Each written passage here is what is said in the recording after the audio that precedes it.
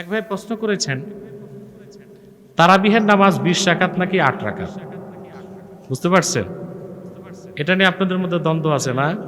তারাবিহের নামাজ সর্বসম্মতিক্রমে 20 রাকাত জামাতে পড়া সুন্নতে মুআক্কাদা। কয় রাকাত? এই ব্যাপারে অসংখ্য হাদিস আছে এবং এটা ইজমায়ে সাহাবা। ইজমায়ে, যেমন সুনান ইবনে জাদ হাদিস নাম্বার 2825, সাইব ইবনে ইয়াজিদ রাদিয়াল্লাহু তাআলা আনহু বলেন, ক্বালা কানু ইয়াকুমুনা আলা আহদি উমর ফি শাহরি রমাদান বি20 রাকআহ। হযরত ওমরের জমানায় সাহাবায়ে কেরাম মসজিদ নববী সাল্লাল্লাহু আলাইহি সাল্লামে 20 রাকাত তারাবি পড়তেন। আচ্ছা বলেন ভাই, 20 রাকাত তারাবি যদি বেদাত হতো, এটা কি সাহাবায়ে কেরাম পড়তেন? একজন না, সব সাহাবী মিলে, তাহলে 20 রাকাত তারাবি জামাতে পড়া ইজমায়ে সাহাবা হয়ে গেল না? কথা বলেন। আর নামাজ পড়ানোর ক্ষেত্রে দায়িত্ব পালন করছেন দুইজনই সাহাবী দিয়ে, হযরত ওমর। হযরত ওমরের এই কাজে কোনো একজন সাহাবী বাধা দেন নাই। তাহলে 20 রাকাত তারাবির নামাজ জামাতের সাথে পড়া সুস্পষ্টভাবে সুন্নত প্রমাণিত। আল্লাহর হাবিব সাল্লাল্লাহু আলাইহি ওয়াসাল্লামের হাদিস আছে, আলাইকুম বিসুন্নতি ওয়া সুন্নাতিল খুলাফায়ে রাশিদিন আল মাহদিয়িন। আমার সুন্নত মানা তোমাদের উপর যেমন ফরজ, আমার খোলাফায়ে রাশিদিন আবু বকর, ওমর, ওসমান, আলী, তাদের সুন্নত মানাও আবশ্যক।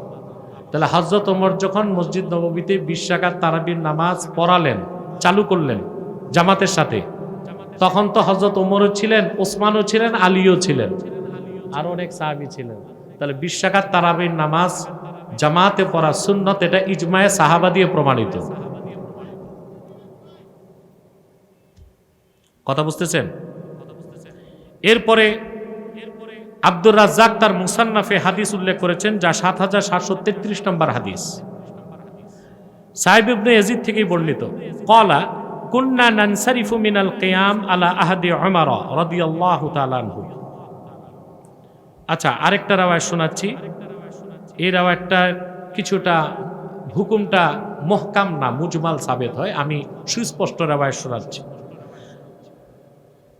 আব্দুর রাজ্জাক রাওয়ায়াত করেছেন মুহাম্মদ ইবনে ইউসুফ তার সূত্রে সাইব ইবনে ইয়াজিদ থেকে, আন্না উমর রাদিয়াল্লাহু তাআলা আনহু জামাআন নাসা ফি রমাদানা আলা উবাই ইবনে কাব ওয়া আলা তামিম আদ-দারি আলা 21 রাকাহ। হযরত ওমর রাদিয়াল্লাহু তাআলা আনহু তার জমানায় মসজিদ নববী সাল্লাল্লাহু আলাইহি সাল্লামে উবাই ইবনে কাব এবং তামিম আদ-দারি এই দুইজনের ইমামতিতে 21 রাকাত নামাজ পড়িয়েছেন, মানে 20-এর বেশি, ঠিক না?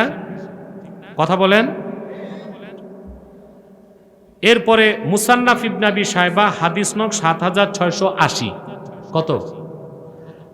সেখানে স্পষ্ট হাদিস আসছে, হাদ্দাসানা আবু বকর হাদ্দাসানা ওয়াকিউন আন সুফিয়ানা আন আবি ইসহাকা আন আব্দুল্লাহ ইবনে কায়েস আন্নাহু কানা ইউসাল্লি ফি রমাদানা 20 রাকআ ওয়াল উইতরা। ইবনে আবি শায়বা বয়ান করেছেন যে আব্দুর রাজ্জাক তার মুসান্নাফের মধ্যে হাদিসটি উল্লেখ করেছেন যে তিনি রমজান মাসে 20 রাকাত তারাবিহের নামাজ পড়েছেন। কথা বুঝতে পারছেন? তাইলে এইভাবে আমার একটা ডকুমেন্টারি আছে 3 বছর আগে করা 20 রাকাত তারাবির পক্ষে, আব্বাসি টিভি লিমিটেডে পাবেন। ওখানে আমরা হাদিসের কিতাবগুলো থেকে একটা দুইটা না, প্রায় 11 থেকে 12টা সহিহ হাদিস তুলে ধরেছি। আর তারাবির নামাজ 8 রাকাত, এটা কোনো একটা হাদিসের কিতাবে লামাজাবিরা দেখাতে পারবে না। 8 রাকাত যেটা দেখাতে পারবে ওটা সালাতুল লাইল, ওটা তাহাজ্জুদ নামাজ। তাহাজ্জুদ নামাজ আর তারাবিহের নামাজ এক বিষয়। সবচেয়ে বড় কথা, আরবে সৌদি আরবিয়াতে মসজিদ নববী সাল্লাল্লাহু আলাইহি সাল্লামে এবং বাইতুল্লাহ শরীফে রমজানে আমি নিজে অসংখ্যবার 20 রাকাত তারাবি জামাতে পড়েছি। আবার রমজানের শেষ 10 দিন আলাদা তাহাজ্জুদের কিয়ামুল লাইলও পড়েছি। করোনাকালীন সময় থেকে মসজিদ নববীতে এবং কাবাগরে 10 রাকাত করে হয়, তাও তো 8 রাকাত না। তো তারা 8 রাকাত কোত্থেকে পাইছে? ঠিক না? আচ্ছা, তাহলে তারাবিয়ার নামাজ কয় রাকাত পড়বো আমরা বলেন? আর এই ব্যাপারে বিস্তারিত হাদিস ও দলিল যদি চান, আব্বাসী টিভি লিমিটেডের মধ্যে আছে ডকুমেন্টারি, আপনারা তা দেখে নেবেন ইনশাআল্লাহ। ফরজ নামাজ শেষে সম্মিলিত মোনাজাত করা যাবে কিনা? মোনাজাত কি? না যা ইউনাজি মোনাজা হচ্ছে কানে কানে কথা বলা। দোয়া করা যাবে কিনা এটা বলেন, কথা বলেন। ফরজ নামাজের পর দোয়া করা, এটা আপনাদের প্রশ্ন না? এই ব্যাপারে তো আমার লিখিত কিতাবই আছে আল্লাহর রহমতে, ওটাও দেখে নিতে পারবেন। আমি কিছু আপনাদেরকে দলিল দিচ্ছি যা আপনারা আশা করি বুঝবেন এবং আপনাদের জন্য যথেষ্ট হবে, আমার উত্তরটা আশা করা যায় ইনশাল্লাহ। প্রথম হচ্ছে নামাজের পর দোয়া আছে কিনা, ফরজ নামাজের পর, এইটা হচ্ছে বিষয়। ফরজ নামাজের পর দোয়ার কথা সরাসরি কোরআন শরীফে আছে। যদি কেউ বলে ফরজ নামাজের পর দোয়া করা হারাম, তার ঈমান নষ্ট হয়ে যাবে, সে কাফের হয়ে যাবে এবং তার বউ তালাক হয়ে যাবে। কেন? প্রশ্ন হচ্ছে না কেন? তার কারণ চারো মাযহাবের ইমাম একমত। উসুল হানাফি, শাফি, মালিকি, হাম্বলি, চার মাযহাব একমত। বলবো উসুলটা, মানিস্তাহাল্লা হুরমাতান ক্বাদ সাবাতাত হুরমাতুহা বিদালিলিন কাতঈয়িন ফাহুয়া কাফির। ঠিক একইভাবে ওয়ামান হাররামা হিল্লাতান হালালান ক্বাদ সাবাতাত হিল্লাতুহু বিদালিলিন কাতঈয়িন ফাহুয়া কাফির। নস্সে কোরআন নস্সে হাদিস দিয়ে যে জিনিস হালাল প্রমাণিত, ওইটাকে কেউ হারাম বললে কাফের হয়ে যাবে। নস্সে কোরআন নস্সে হাদিস দিয়ে যেটা হালাল প্রমাণিত, হারাম প্রমাণিত, ওইটারে হালাল বললে ব্যক্তি কি হবে? এখন যে দোয়ার কথা কোরআন শরীফে আসছে, নামাজের পর সেই দোয়াকে ঢালাও ভাবে যে হারাম বলবে, তার ঈমান থাকবে? কোরআন কারীম সূরা ইনশিরাহ 7ম আয়াতে আল্লাহ তার হাবিবকে বলেছেন, ফাইদা ফারাকতা ফানসাব ওয়া ইলা রাব্বিকা ফারগাব। ফাইজা ফারাকতা ফানসাবে 14 জন মুফাসসির একমত। কেমন মুফাসসির? আব্দুল্লাহ ইবনে আব্বাস, সুদ্দি, কাতাদা, মুজাহিদ, সাহাবী, বাকিরা তাবিঈন, এবং পরবর্তীতে ইবনু কাসির, ফখরুদ্দিন রাজি, ইসমাইল হক্কি, ইবনু আবি সৌদ, বুঝতেছেন, তফসির কুরতুবী, তফসির তাবারি, রুহুল মানি, এই সব তফসিরে এই আয়াতের তফসির এসেছে যে আল্লাহ তার হাবিব মুহাম্মদ সাল্লাল্লাহু আলাইহি সাল্লামকে ফরজ নামাজের পর দোয়া করতে বলেছেন। তা ফরজ নামাজের পর দোয়া করা কার হুকুম, কার সুন্নত? আল্লাহর রাসূলের। এখন আমি আপনাদেরকে এগুলো, এটারও 2 ঘন্টার ডকুমেন্টারি আছে ফরজ নামাজের পর সম্মিলিত মোনাজাত, আব্বাসী টিভিতে পাবেন। আমি কয়েকটা দলিল শোনাবো। ফাইদা ফারাকতা ফানসাব, এই আয়াতের ব্যাখ্যায় তাফসীর ইবনু কাসির 4th খণ্ড 542 পৃষ্ঠা। লামাযহাবীরাও কিন্তু তাফসীর ইবনে কাসির মানে, এটা জানেন আপনারা? ও মিয়া সাহেব, এই বসো না, এটা বলা যায় না। সেই লোক হতে পারে তার দরকার আছে, যাবে, তবে অজু করে চলে আসবে, ঠিক না? কিন্তু উঠাউঠি করবেন না, এটা আপনারই ক্ষতি। আমি তো চলে যাব। লামাযহাবীরাও তাফসীর ইবনে কাসিরটাকে মানে কিনা কথা বলেন। তাফসীর ইবনে কাসির 4th খণ্ড 542 পৃষ্ঠায় ফাইজা ফারাকতা ফানসাবের তাফসীর করতে যে ইবনু কাসির লিখেছেন, ইয়ানি ফি দুআ ফানসাব ওয়া ইলা ফানসাব ইলা রাব্বিক ফারগাব বাদা ফিরাগিকা মিনাস সালাতি ওয়া আনতা জালিস। ফাইজা ফারাকতা ফানসাব ওয়া ইলা রাব্বিকা ফারগাবের ব্যাখ্যায় ইবনু কাসির, তাফসীর ইবনে কাসির 4th খণ্ড 542 পৃষ্ঠায় উল্লেখ করেছেন, আল্লাহ তার হাবিবকে বলেছেন মুহাম্মদ সাল্লাল্লাহু আলাইহি ওয়াসাল্লাম, ফরজ নামাজ থেকে অবসর হয়ে বসে থেকেই আপনি আল্লাহর কাছে দোয়া করুন। সুবহানাল্লাহর আওয়াজ এত ছোট হলো। এই একই আয়াতের ব্যাখ্যায় আদ-দুররুল মানসুর ইমাম সুয়ুতি যে তাফসীরটা লেখছেন, 6ষ্ঠ খণ্ড 364 পৃষ্ঠা, লেবাননের ছাপ, সেখানে এসেছে ক্বালা কাসীরুম মিনাল মুফাসসিরিন। ইবনু কাসির, জালাউদ্দিন সুয়ুতি বলতেছেন, একজন মুফাসসির না, ক্বালা কাসীরুম মিনাল মুফাসসিরিন আল মুরাদু বিহি ইযা ফারাগতা মিনাস সালাতি ফানসাব ইলাল্লাহি বিদ-দুআ। ইমাম সুয়ুতী একই তাফসীর করছেন যে অনেক মুফাসসিরের মতে এই আয়াতে আল্লাহ তার হাবিব মুহাম্মদ সাল্লাল্লাহু আলাইহি ওয়াসাল্লামকে বলেছেন ফরজ নামাজের পর আপনি দোয়া করুন। তাফসীর তাবারি, তাফসীর তাবারিতে এই আয়াতের ব্যাখ্যায় সুস্পষ্ট এসেছে, আখরাজা আবদ ইবনে হুমায়দ ওয়া ইবনু জারীর ওয়া ইবনুল মুনজির ওয়া ইবনু আবি হাতিম মিন তুরুকিন আন ইবনে আব্বাস। এটা তাফসীর করছেন আল্লাহর হাবিবের সাহাবী আব্দুল্লাহ বিন আব্বাস নিজে। সেটা কি? ফি কওলিহি তাআলা ফাইদা ফারাকতা ফানসাব আল আয়া ক্বালা ইযা ফারাকতা মিনাস সালাতি ফানসাব ফিদ দুআ ওয়াসআল ওয়ারগাব ইলাইহি। আল্লাহ তার হাবিবকে আয়াতে বলেছেন মুহাম্মদ সাল্লাল্লাহু আলাইহি ওয়াসাল্লাম যখন আপনি ফরজ নামাজ থেকে অবসর হবেন আপনি আল্লাহর কাছে দোয়া করুন এবং সুয়াল করুন। শুধু দোয়া না, আল্লাহকে ডাকেন এবং চান। সুবহানাল্লাহ বলেন। একই আয়াতের তাফসীর, তাফসীর ইবনু জারীর, তাফসীর ইবনু জারীর এখানে এসেছে ওয়া আখরাজা ইবনু আবিদ দুনিয়া ফি যিকরি আন ইবনে মাসউদ রাদিয়াল্লাহু তাআলা আনহু ফাইযা ফারাকতা ফানসাব ইলা দুআ ওয়া ইলা রাব্বিকা ফারগাব ফিল মাসআলা। সুবহানাল্লাহ। উনি তো আরো ব্যাপক তাফসীর করছেন যে আয়াতে আল্লাহ তার হাবিব মুহাম্মদ সাল্লাল্লাহু আলাইহি ওয়াসাল্লামকে বলেছেন আপনি ফরজ নামাজের পর আল্লাহর কাছে দোয়া করুন, আর যখন চাইবেন মাসালা তখন খুব বেশি আল্লাহর দিকে মনোনিবেশ করুন। তা নামাজের পর দোয়াও আছে, চাওয়াও। আরো দলিল লাগবে? 14টা তাফসীর থেকে আমার তাখরিজ করা আছে, আমার ডকুমেন্টারিটা দেখবেন। আমি কয়েকটা বলতেছি যে তাফসীরগুলো লামাযহাবীরা অস্বীকার করার ক্ষমতা রাখেন। এরপর লামাযহাবীদের কাছে সবচেয়ে প্রিয় তাফসীর ইবনু কাসিরের পর ফাতহুল কাদির ইমাম শাওকানির। ইমাম শাওকানি ছিল ইবনু তাইমিয়ার অনুসারী।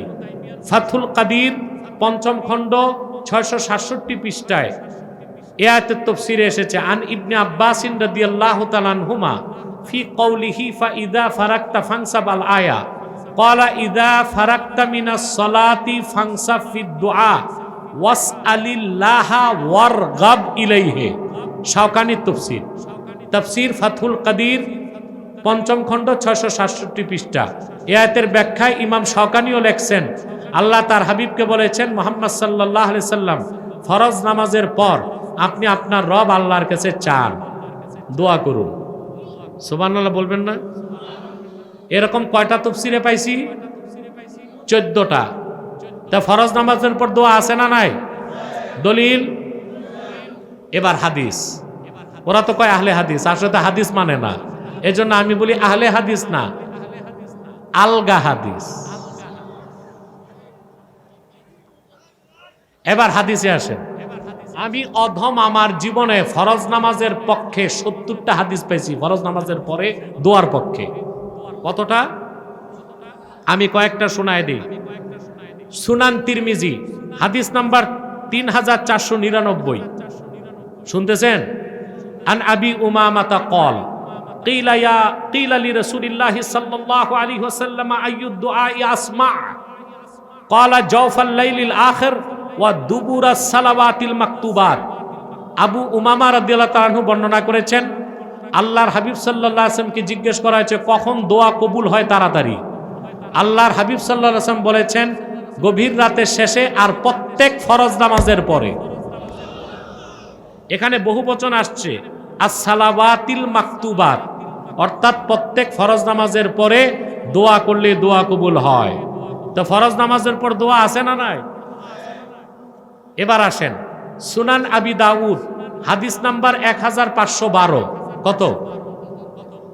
আন আয়েশা উম্মুল মুমিনিন রাদিয়াল্লাহু তাআলা আনহা আন্না নবিয়্য সাল্লাল্লাহু আলাইহি ওয়াসাল্লাম কানা ইযা সাল্লামা ক্বালা আল্লাহুম্মা আনতাস সালাম ওয়া মিনকাস সালাম তাবারাকতা ইয়া যাল জালালি ওয়াল ইকরাম। আবু দাউদ শরীফ 1512 নম্বর হাদিস। আম্মা জান আয়েশা বলেন আল্লাহর হাবিব সাল্লাল্লাহু আলাইহি ওয়াসাল্লাম যখনই নামাজে সালাম ফিরাতেন, সালামের আগে না, ওরা আবার অপব্যাখ্যা করে যে আল্লাহর হাবিব দোয়া করতেন সালাম ফিরানোর আগে। আমরা তো দোয়ায় মাসুরায় ওই দোয়া করি না, আসছে সালাম ফিরানোর পরে।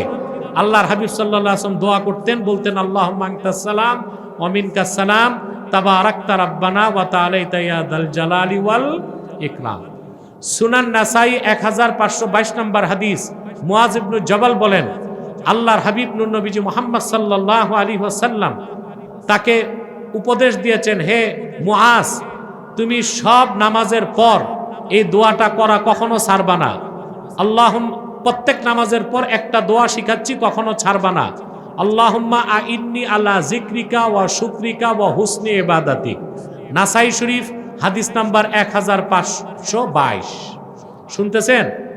তা নামাজের পর দোয়া আছে না নাই? কথা বলেন। কোরআনেও আছে, হাদিসও আছে।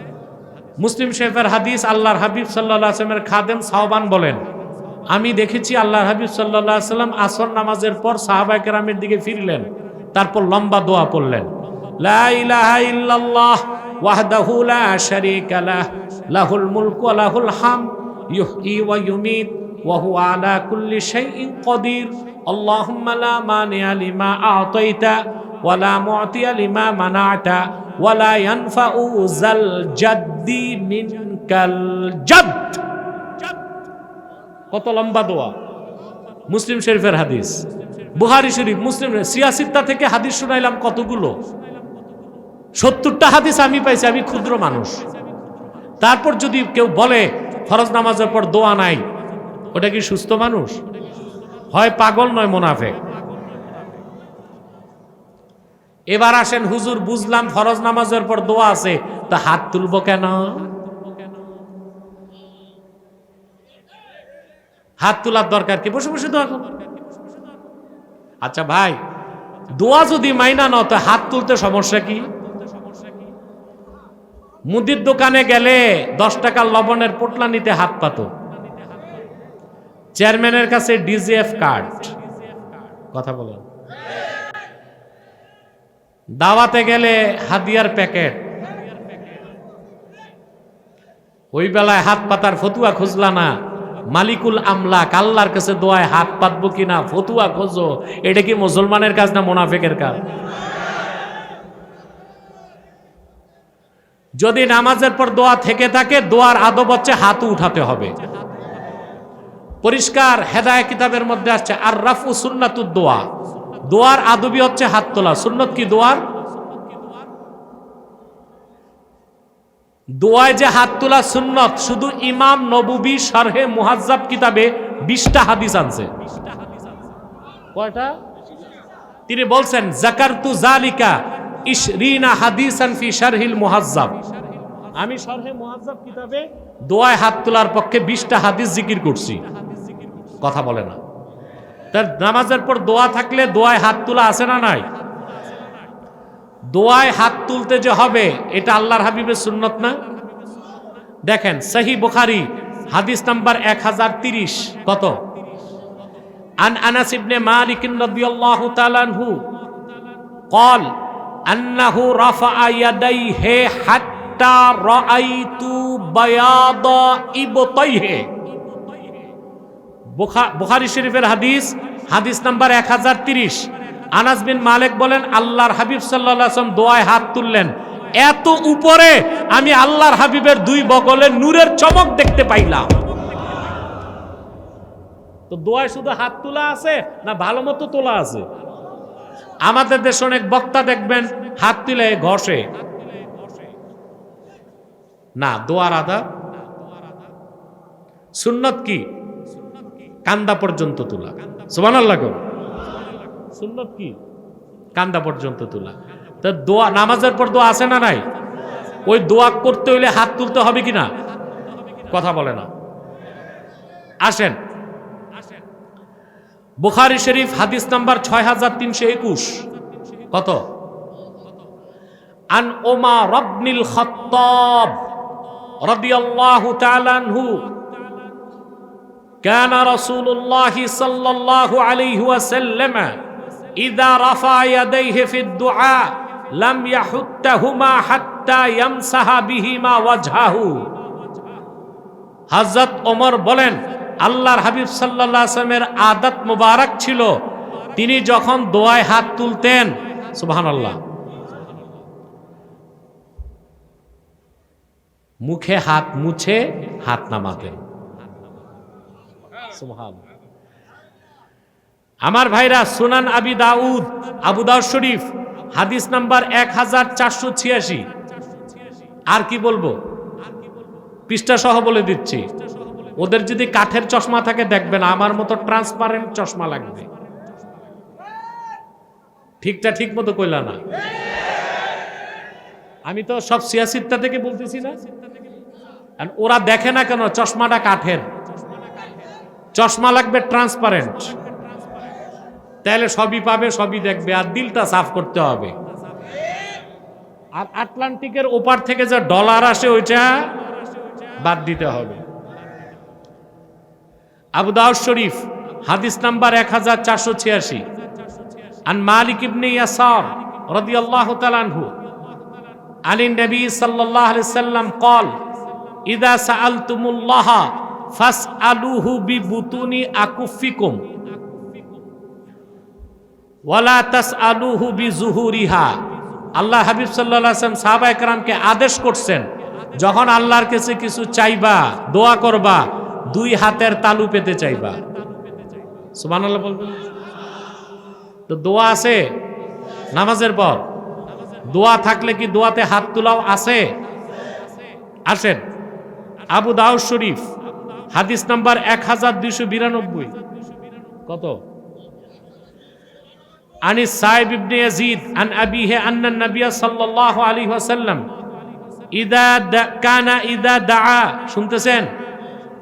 আন আবিহি আন্না নবী সাল্লাল্লাহু আলাইহি ওয়াসাল্লাম কানা ইদা দাআ ফারাফা ইয়াদাইহি মাসাহা ওয়াজহাহু বিয়াদাইহি। আল্লাহর হাবিব নবীজি মুহাম্মদ সাল্লাল্লাহু আলাইহি সাল্লাম যখন দোয়া করতেন, হাত তুলতেন আর হাত চেহারা মোবারকে মুছতেন। বলেন সুবহানাল্লাহ। ইবনু মাজাহ হাদিস নাম্বার 1292। কত? আন আব্দুল্লাহ ইবনে আব্বাস রাদিয়াল্লাহু তাআলা আনহুমা قال قال رسول الله صلى الله عليه وسلم إذا فرغت من الدعاء فامسح بيديك وجهك। আল্লাহর হাবিব সাল্লাল্লাহু, এই তোমরা উঠছো কেন? বদতমিজ, বসো। এটা ওই ওই ওই ওই ওই মিয়া, আমি তো সব হাদিস শরীফ থেকে বলতেছি, তো এখন লাগে কেন? এই লাগাটা মাথায় লাগাও না, দিলে লাগাও, তাহলে কাম হয়ে যাবে। আল্লাহর হাবিব সাল্লাল্লাহু আলাইহি ওয়াসাল্লামের হাদিস আব্দুল্লাহ বিন আব্বাস বর্ণনা করেছেন, আল্লাহর রাসূল সাল্লাল্লাহু আলাইহি ওয়াসাল্লাম বলেছেন, যখন তুমি দোয়া থেকে ফারেক হবা তো তোমার দুই হাত চেহারায় লাগাবা। সুবহানাল্লাহ। তাহলে দোয়ায় হাত তোলা আছে না নাই? আগে বলেন, নামাজে দোয়া আছে কিনা? আর ওই দোয়ায় হাত তোলা আছে কিনা? আবু দাউদ শরীফ হাদিস নাম্বার 1489। আন ইকরামাতা মাওলা ইবনে আব্বাস রাদিয়াল্লাহু তাআলা আনহুমা আন ইবনে আব্বাস রাদিয়াল্লাহু তাআলা আনহুমা ক্বালা আল মাসআলাতু। এই যে দেখেন, এটা আবার আমি ইবনু কাসিরেও পাইছি, আবু দাউদ শরীফও আছে, ইবনু কাসিরেও আছে। ইবনে আব্বাস বলছেন, আল মাসআলাতু আন তারফা ইয়াদাইকা হাযওয়া মানকিবাক। আব্দুল্লাহ বিন আব্বাস তার ছাত্র, তার খাদেম ইকরামাকে বলছেন, ইকরামা, আল্লাহর কাছে দোয়া করার আদব হচ্ছে যে তুমি তোমার দুই হাত স্কন্দ পর্যন্ত উঠাইবা। আও নাহওয়াহুমা, বুঝতে পারছেন?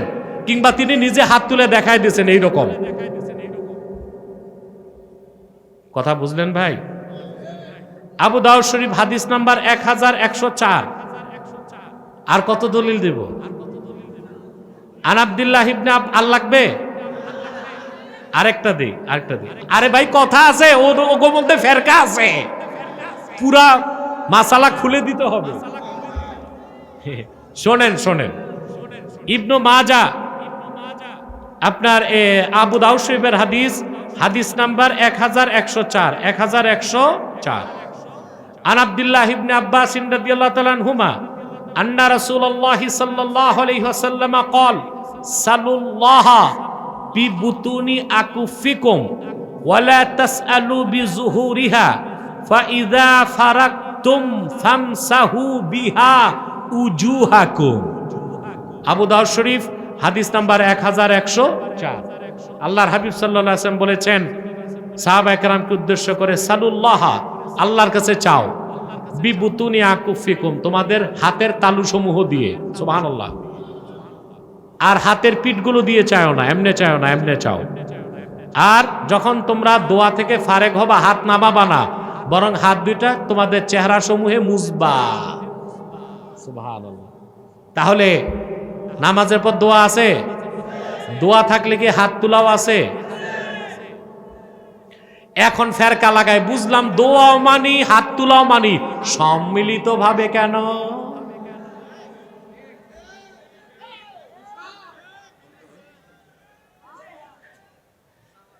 এখন আর ফেরকা এখানে এসে থামছে। আচ্ছা ভাই, নেক মনে করেন কোরআন হাদিসে একটা দলিলও নাই সম্মিলিত দোয়ার পক্ষে, তাও কি গুনাহ হবে? যদি এতটুক মেনে নেই কেউ, নামাজের পর দোয়াও আছে, দোয়াও হাত তোলা আছে, তো এককভাবে যদি কেউ করে তাতে সমস্যা নাই। ইমাম সাহেব যদি সবাই নিয়া করে তাতে সমস্যা হবে? হ্যাঁ, যদি কোনো মুসল্লি দোয়া না করে চলে যায়, বাকিরা পিটায়, তাইলে সমস্যা। কেউ কি পিটায়? আমাদের আব্বাসী মসজিদ জোনপুর দরবার শরীফের মসজিদে আসরের পর, নারায়ণগঞ্জ শহর না, দোয়ার অপেক্ষা করে না, অনেক লোক স্রোতের মতো বেরিয়ে যায়, আমরা কাউরে বাধা দেই না, কিন্তু দোয়াটা তো নামাজের অংশ না। নামাজ হচ্ছে চলে যাও, কিন্তু দোয়া করা হারাম এটা বলে ইমান নষ্ট হয়ে যাবে। নামাজের পর দোয়া করা সুন্নত, হাত তোলাও সুন্নত, সম্মিলিতভাবেও সুন্নত, এইটা তো মানতে হবে। এখন সুন্নত আমল না করলে তো কেউ কাফের হবে না, কিন্তু হারাম বললে। এবার আসেন সম্মিলিতভাবে করব কিনা। মাজমাউজ জাওয়ায়েদ হাদিসের কিতাবের মধ্যে সুস্পষ্টভাবে হাদিস এসেছে, 10ম খণ্ড 266 পৃষ্ঠা, বুঝলেন?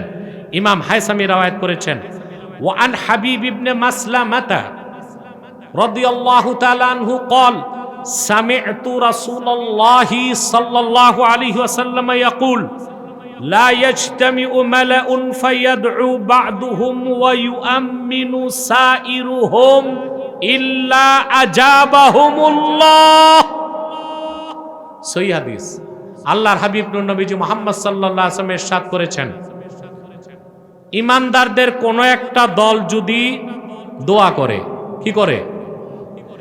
আর সবাই যদি আমিন আমিন বলে, কি বলে? আল্লাহ তাআলা ওই সকলের দোয়াকে কবুল করে নেবেন, সুবহানাল্লাহ। ইমানদারদের কোন দল, তাহলে কোন দল যদি দোয়া করে, ওটা কি এককভাবে না সম্মিলিতভাবে? একজন দোয়া করবে, বাকিরা কি বলবে? আমিন আমিন। ওই সম্মিলিত দোয়া আল্লাহ ফেরত দিবেন না। তা নামাজের পর দোয়া আছে, দোয়াতে হাত তোলা আছে, সম্মিলিতভাবে করা যাবে? হাদিস কি প্রমাণ দেয়? আসেন আরেকটা দলিল শোনায়, এই প্রসঙ্গ থেকে আরেক প্রসঙ্গে যাচ্ছে। এরপর তাবারানী শরীফের হাদিস, বুঝলেন? মুজামাল কাবীরে তাবারানী রওয়ায়াত করছেন, হাদিস নাম্বার 4132। কত? শোনেন, আন সালমান রাদিয়াল্লাহু তাআলা আনহু قال قال رسول الله صلى الله عليه وسلم ما رفع قوم أكفهم إلى الله تعالى يسألونه شيئا إلا كان حقا على الله أن يضع في أيديهم الذي سألوا। পরিষ্কার হাদিস, মুজাম তাবারানী, বুঝলেন? হাদিস নাম্বার 4132। হাজরত সালমান রাদিয়াল্লাহু আনহু বর্ণনা করেন, আল্লাহ রাসূল সাল্লাল্লাহু আলাইহি ওয়াসাল্লাম ইরশাদ করেছেন, যে কোনো মুমিনদের দল, মুমিনদের যে কোনো দল যদি হাত তুলে আল্লাহর কাছে চায়, আল্লাহর উপর ওয়াজিব হয়ে যায় যে তাদেরকে ফেরত না দিয়ে তাদের দোয়া কবুল করে নেওয়া। তা নামাজের পর দোয়া আছে না নাই? এককভাবে না সম্মিলিতভাবে?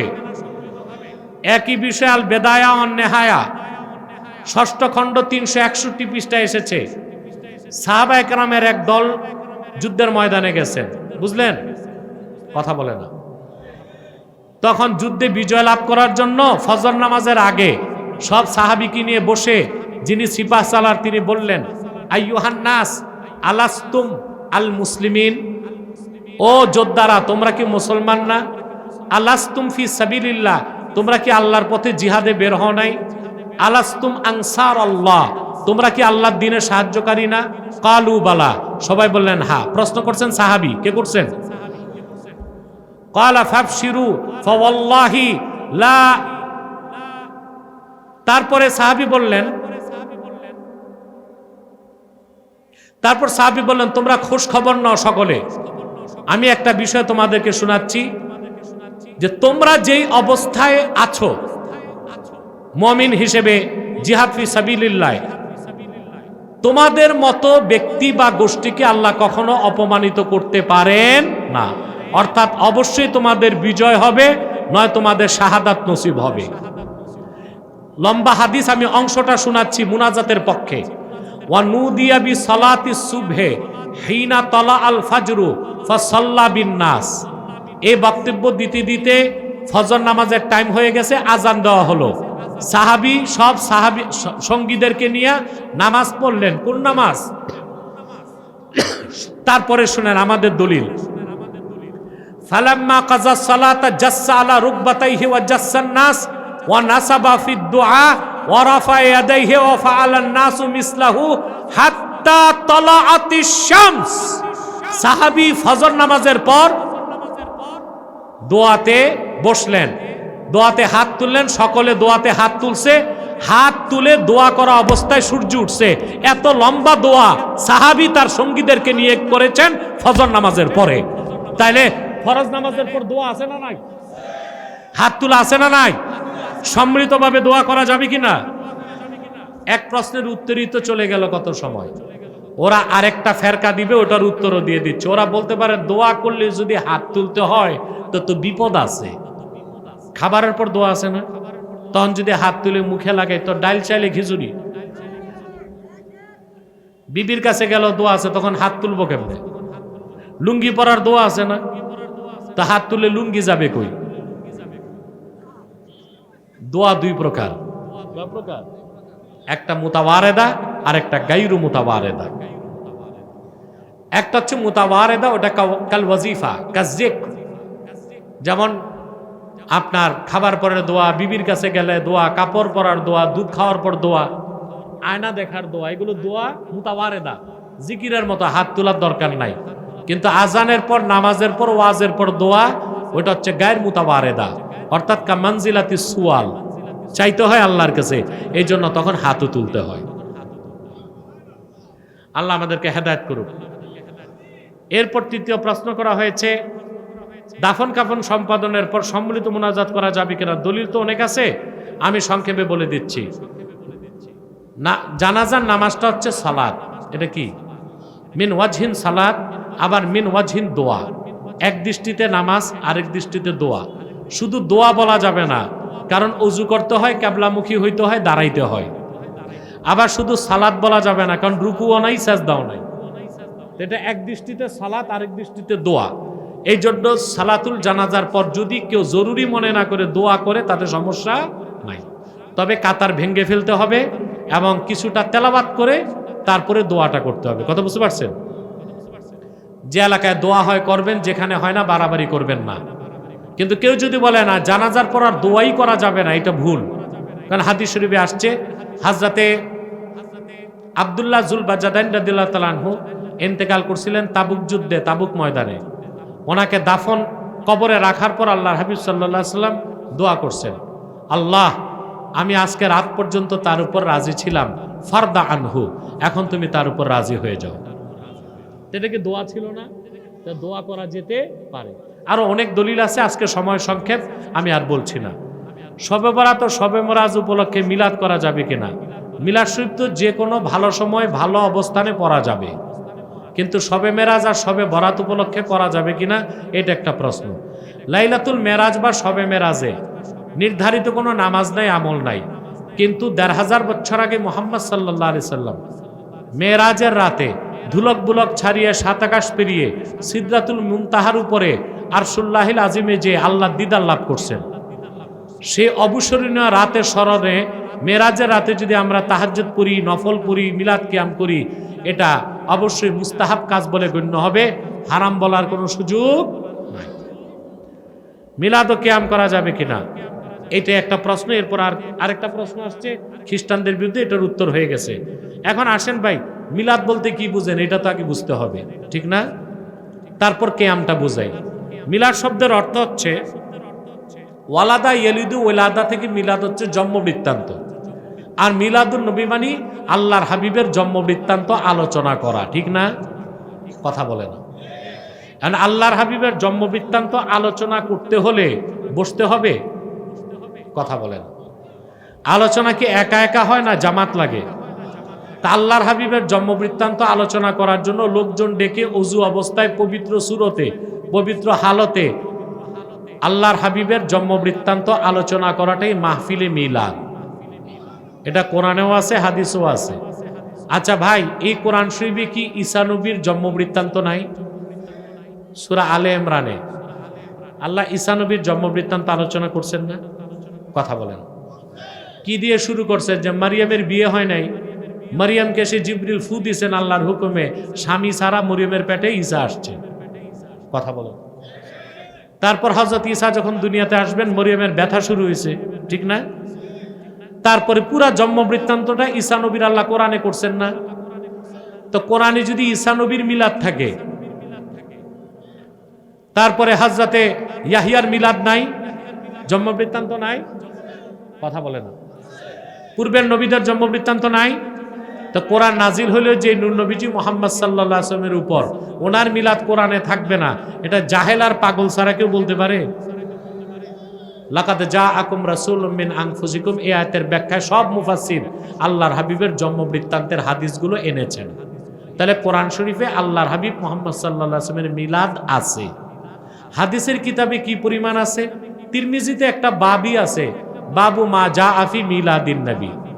ইমাম বাইহাকি দালাইলুন নবুয়াতের এদিক তাকান, ইমাম বাইহাকি দালাইলুন নবুয়াতের প্রথম খণ্ডে মিলাদ, আল্লাহর হাবিবের মিলাদের উপর 4টা পরিচ্ছেদ এনেছেন। কয়টা? ইমাম সুয়ুতি মিলাদের উপর একটা কিতাবই লিখছেন, হুসনুল মাকসাদ ফি আমালিল মৌলিদ। অতএব আল্লাহর হাবিব মুহাম্মদ সাল্লাল্লাহু আলাইহি ওয়াসাল্লামের মিলাদ পড়া খুব বড় ইবাদত, নেক কাজ, সুন্নতে সাহাবা। কথা বুঝতে পারছেন? এখন বলতে পারে কাইফিয়াত কি হবে, মিলাদ পড়ার কাইফিয়াত কি হবে? অর্থাৎ আমরা যে কাইফিয়াতে পড়ি সাহাবা একরাম কি এই কাইফিয়াতে পড়তেন কিনা, এটা একটা প্রশ্ন, ঠিক না? আচ্ছা ভাই, এই যে তাফসীরুল কোরআন মাহফিল ব্যানারে লেখেন, আপনারা লেখেন না? কথা বলেন। তা আমরা ১৫০০ বছর পরে কাইফিয়াতটা কি বানাইলাম? কাইফিয়াত হচ্ছে আমরা প্রথমে দাওয়াত করি বক্তা, ঠিক না? এরপর আমাদের কাইফিয়াত কিছু বেসরা আছে, যেমন বক্তা আগে কন্টাক্ট করবে। কি করবে?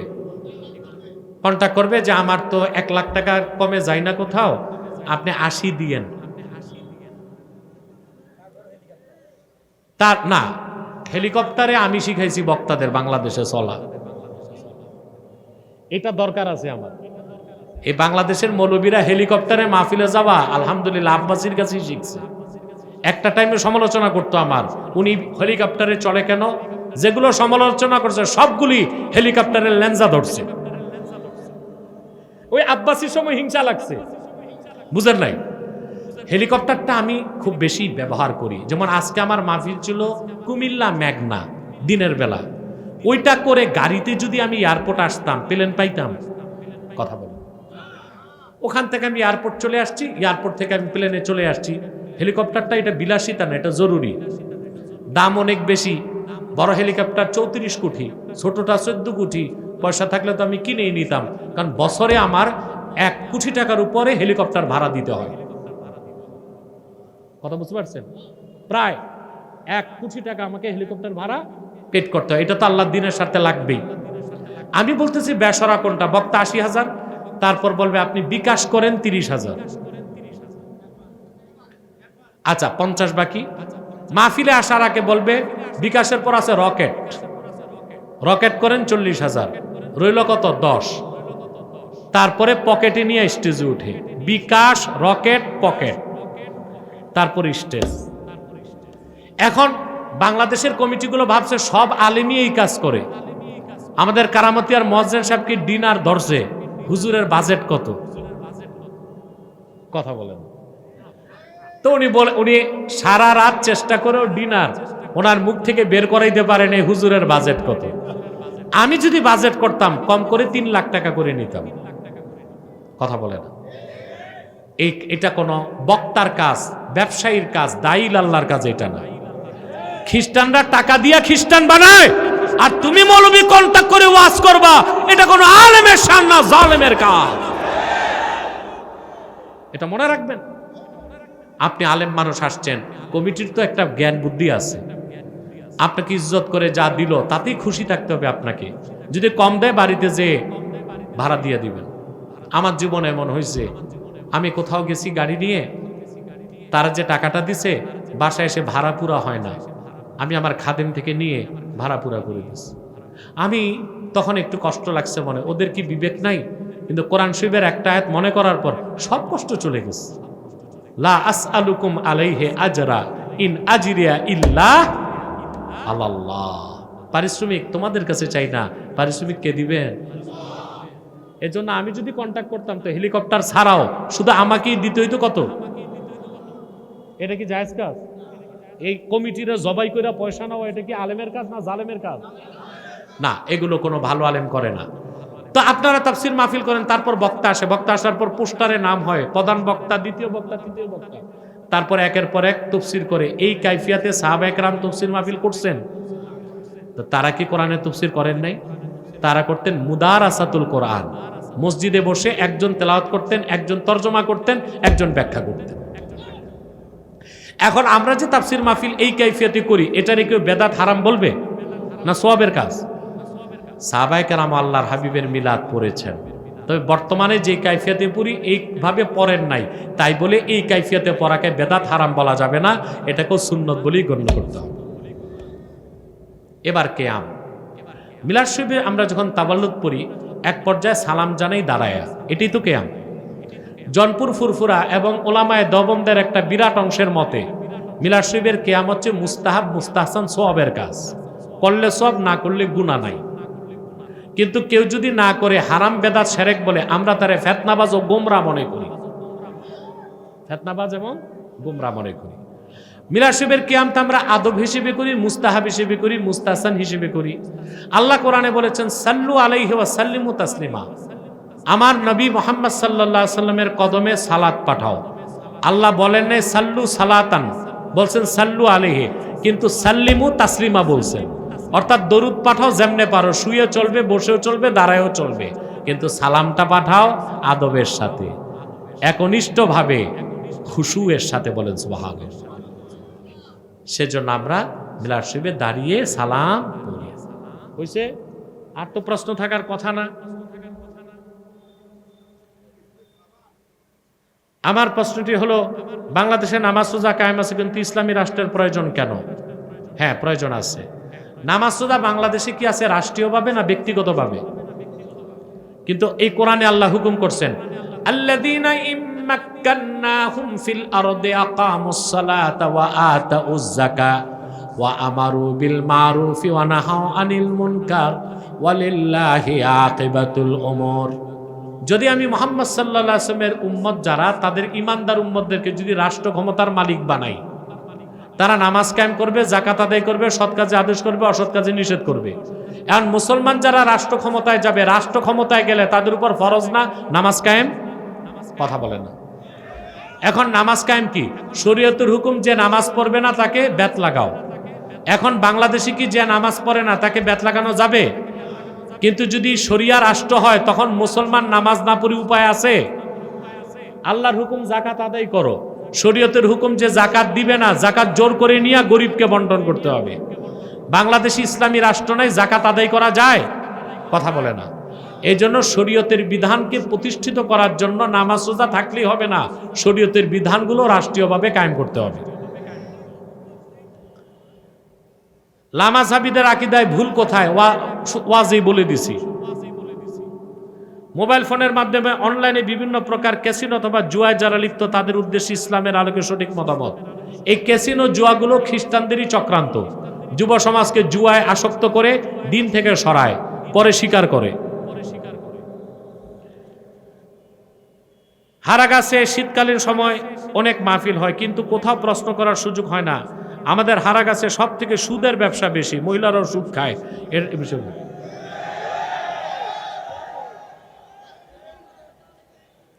আকলু দিরহাম মিনার রেবা আসাদ্দু মিন সালাসিন ওয়া সালাসিনা জানিয়া। এক দিরহাম পরিমাণ সুদ খাওয়া 33 বার জেনা করার চেয়ে বড় গুনাহ।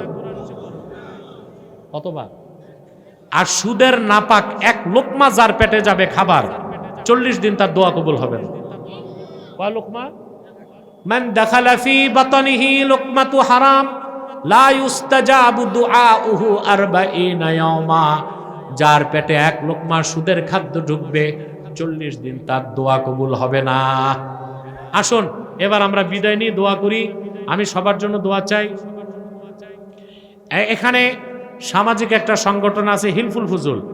এই সংগঠন খ্রিস্টান মিশনের বিরুদ্ধে কাজ করে। আপনাকে এই সংগঠনকে সহযোগিতা করবেন না? আর্থিকভাবে তাদেরকে সহযোগিতা করবেন না? কথা বলে না। আর প্রশাসন দিয়া যদি খ্রিস্টানরা হিলফুল ফুজুল সংগঠনে আমার যুবক ভাইগুলোকে আঘাত করতে চায়, আপনারা তাদের পক্ষে দাঁড়াবেন না? আল্লাহ কবুল